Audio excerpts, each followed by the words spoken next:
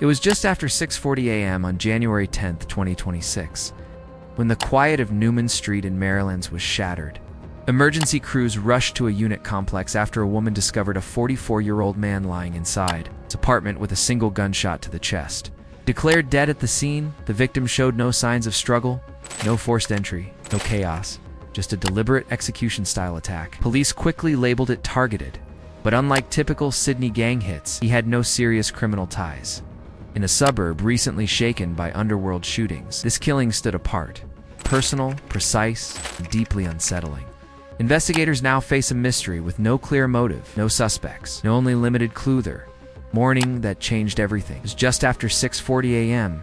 when the quiet of Newman Street was shattered. Emergency crews were called to a unit complex in Merrylands after a woman made a horrifying discovery: a man inside his unit, suffering from a gunshot wound to the chest. At first glance, people might assume the usual possibilities. A break-in gone wrong. A heated domestic argument.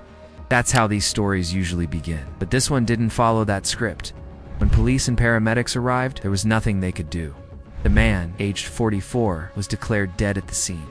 What stood out immediately was what wasn't there. No signs of a struggle, no forced entry, just a single gunshot and a body. Whatever happened inside that unit was quick, controlled, deliberate. What really raised eyebrows was how quickly police labeled it a targeted attack. Detective Acting Superintendent Tim Kalman didn't sugarcoat it, saying plainly, it would look as if it was actually targeted. That statement carries weight. It suggests the shooter knew exactly where to go. Either they were led inside or they already had access. And firing one clean shot to the chest isn't panic, it's intention. This wasn't random. It wasn't reckless. It was planned. The puzzle that makes no sense. Here's where the story stops fitting the usual pattern.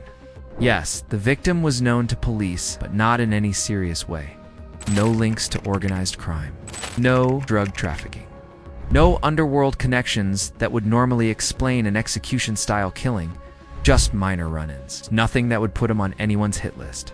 That's what left investigators scratching their heads. If this wasn't about gangs, drugs, or crime families, then what was the motive? Detective Tim Kalman confirmed there were no obvious ties to organized crime or drug activity. In a place like Western Sydney, especially Merrylands, a targeted shooting usually screams underworld violence. This time, it didn't. Instead, police were left chasing a far more unsettling possibility: that this killing was driven by something personal, something close to home. And in many cases, that can be far more dangerous than any gang war. The city on edge. The context of Sydney's gang violence to really grasp why this shooting shook Merrylands. You need to understand the backdrop. Merrylands isn't some lawless zone, it's a working-class suburb full of families, schools, and everyday life. But in recent years, it's also become a stage for gang-related shootings. Take September 2025.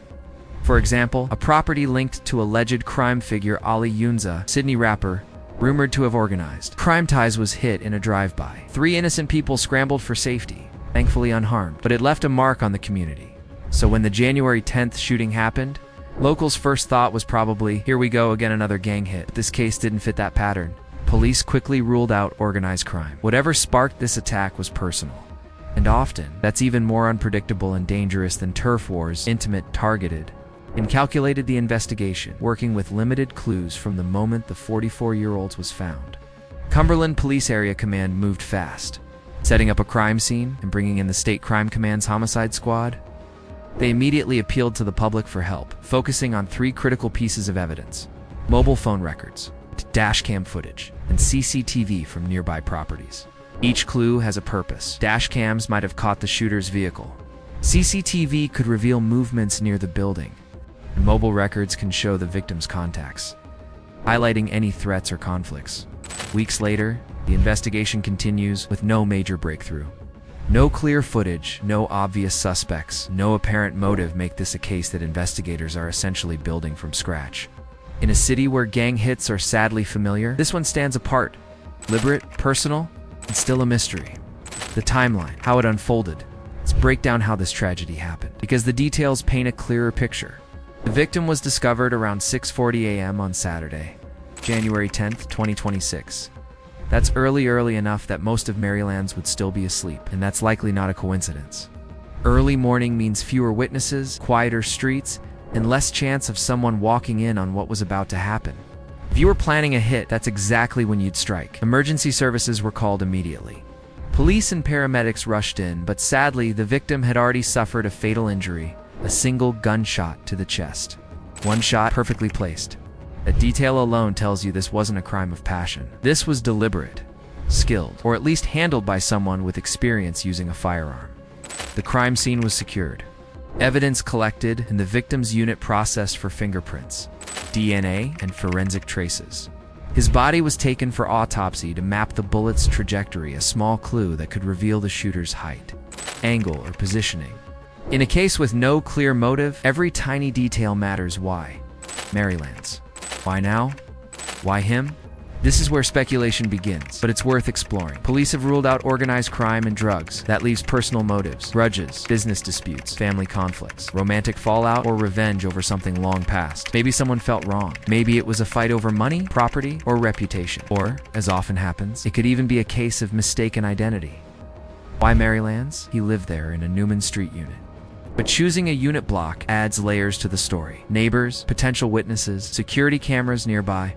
Either the shooter was supremely confident they wouldn't be caught, or they didn't care. That points to planning or desperate, impulsive action. And why him specifically? That's the million-dollar question. With no known enemies in criminal circles, no gang ties, and no obvious motive, finding the shooter is exponentially harder. This isn't a turf war or gang hit where suspects are obvious. This relies on someone stepping forward, someone who knows something, deciding to talk. Until then, the questions linger.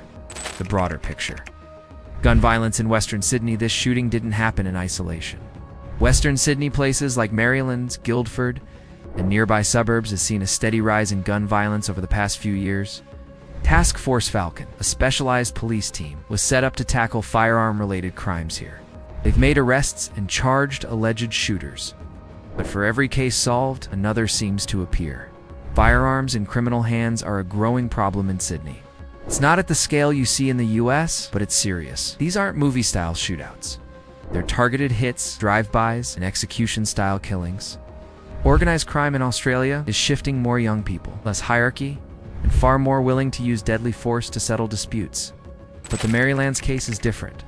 This was a targeted execution-style killing with no links to the underworld. That either signals a changing, unpredictable criminal landscape, or shows that personal threats outside traditional gangs are rising in Western Sydney. Either way, it's alarming. The investigation's current status: a case without resolution, weeks after the shooting. The homicide squad is still working the case, and police continue to appeal for information. No arrests or charges have been announced, suggesting investigators have hit a wall. When there's no clear motive and no obvious suspects, progress can be slow. These cases rely heavily on public tips, but fear of retaliation or distrust of authorities often keeps witnesses silent. As time passes, cases grow colder. Memories fade. Potential witnesses move away, and urgency fades. That doesn't mean police aren't working.